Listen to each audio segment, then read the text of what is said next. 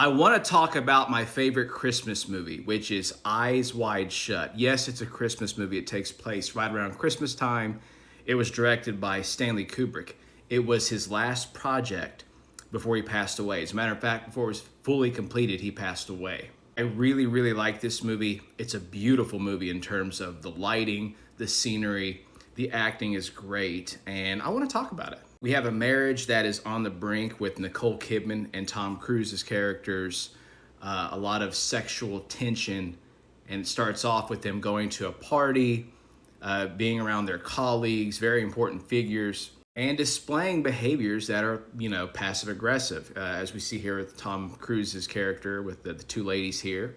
Nicole Kidman's character ends up dancing with one of her husband's colleagues. So right from the beginning, we just have all this sexual tension, and the scenery in this movie, right from the beginning, is beautiful. The lighting is perfect. Kubrick really knows how to create a really nice looking set. There's something really therapeutic to me about Tom Cruise's character in this movie when he goes out late at night walking the streets of New York around Christmas time. It's just very soothing, and I think it's perfect. The lighting is perfect.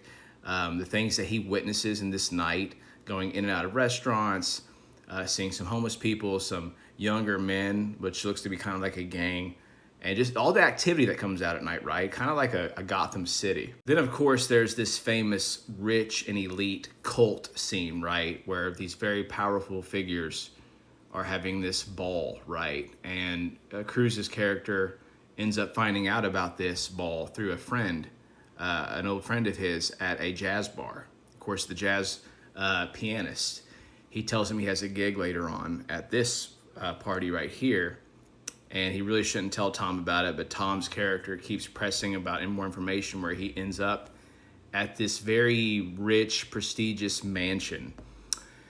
But Tom's mistake is he shows up in a taxi, right? And so right from the get, if anyone who witnessed this entrance from the beginning or watched his car pull up in a taxi was very, very suspicious from the beginning. There's a scene where they end up, after Tom walks around the mansion for a bit, people are catching on to him. Like, wait a second, this guy isn't following the code, isn't following the order, the precedent that we all are.